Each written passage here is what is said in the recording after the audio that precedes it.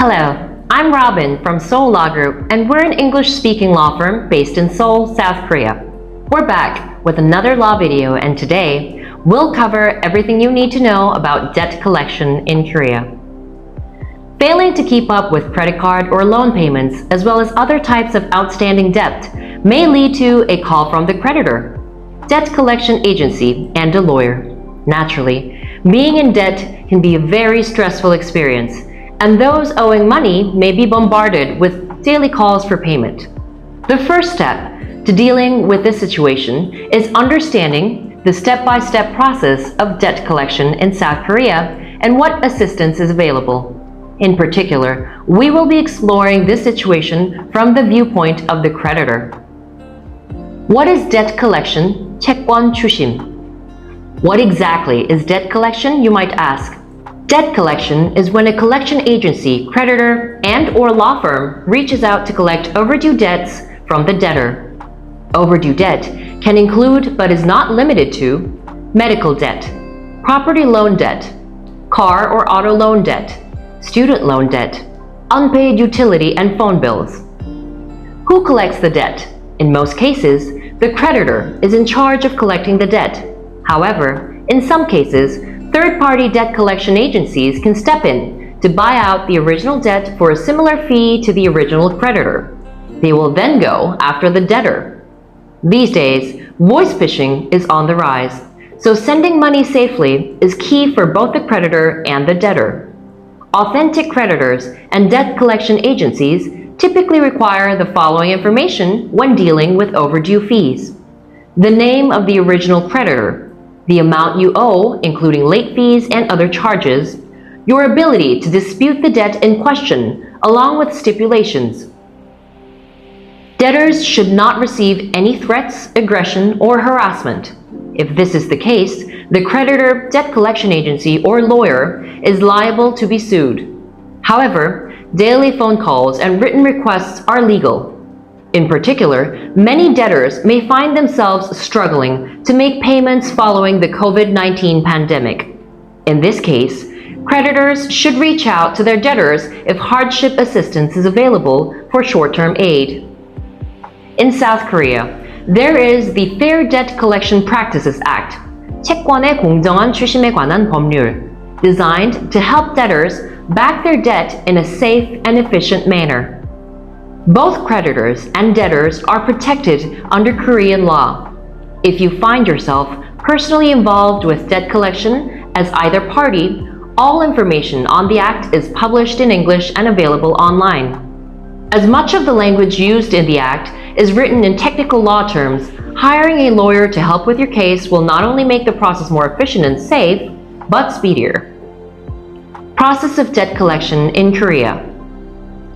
If your debt collection process has already started, now is the time to consider hiring a lawyer. Your lawyer will take you through several key steps to reach a positive outcome for all parties. In order to understand the process more clearly, we have broken it down into 5 typical steps.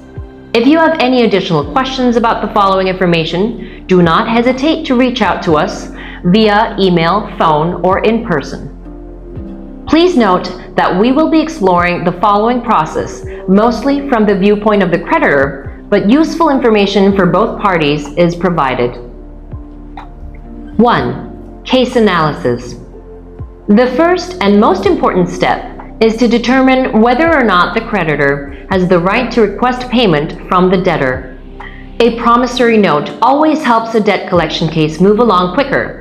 But if there is another contract or document referencing the debt, this can also be used.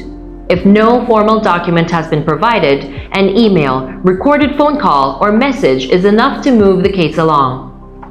The most important evidence of all is the account transfer detail, showing that the creditor actually sent the money to the debtor. A debt does not exist when the creditor and the debtor make an agreement, "I will lend you the money," but when the money is actually sent to the debtor from the creditor. So if you are a creditor, make sure that you have proof that you sent the money to the debtor. It is best to send money via wire transfer so that there would be a record in the bank account. If you are sending money by cash or check, you need to leave evidence by getting a receipt from the debtor, or at least sending a message or email to the debtor, such as, "How was the $100 I sent you today?" or etc. The step also includes confirming the debt is actually that of the debtor. If there are any errors in the validation letter or message, debtors typically have additional time to dispute the debt. 2. Demand. Informing the debtor about the debt collection is the next step. From the debtor's perspective, this should be seen as the first warning rather than the final demand. This is especially important for debt with no due date because it is directly related to the occurrence of delayed performance, 이행지체. If you lend money to a debtor and set a deadline to repay the money, then the debtor misses the deadline without repaying the debt. Then delayed performance is established according to Korean law. Since delayed performance is established, the creditor can now sue the debtor, holding them legally liable for damages for not paying the debt. However, if you lend money to a debtor and did not set any deadline, which often happens when lending money to close friends or family members, then when would delayed performance start? The answer is, it starts the day after you demand your payment to the debtor. Therefore, demanding payment is a very important step because it determines the start date of delayed performance. Because of this, the lawyers usually make demands in the form of an official letter delivered by the post to establish the date on which the demand was made. But even if the demand is made in other forms, such as text messages or emails, delayed performance can still be established as long as the creditor is demanding the debtor to pay back the money. However, this step can be skipped in certain conditions. For instance, if the debtor already missed the deadline, which means the demand does not have to be made because delayed performance is already established, and they are clearly refusing to pay the debt, then it would not be wise to make another demand through a lawyer. Then the debtor would notice that the creditor is about to sue them, and they might divert or dispose of their property to avoid the compulsory execution. In this case, you should skip the demand and rush into litigation. 3. Provisional seizure, 가압류. Even if the lawsuit is won, it would mean nothing if the creditor does not actually get money from the debtor. So just in case the debtor still refuses to pay the debt even after losing the lawsuit, the creditor needs to secure the debtor's property in advance of the lawsuit. This is called provisional seizure. The subject of provisional seizure is generally real estate. However, if the debtor does not own any real estate, the deposit in the bank account would be on the next target. 4. Civil and criminal litigation. If the aforementioned delayed performance is established, a civil lawsuit can immediately be filed by the creditor. If the debtor never had any intention to pay back the money in the first place, yet they deceive the creditor into lending the money by acting like they have the intention to pay it back, then these actions constitute a crime of fraud under the Criminal Act.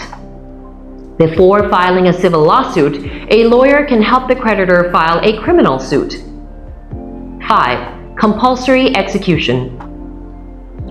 If there is enough evidence to proceed, the case is likely to be won by the creditor. When winning a case, lawyers can proceed with a compulsory execution.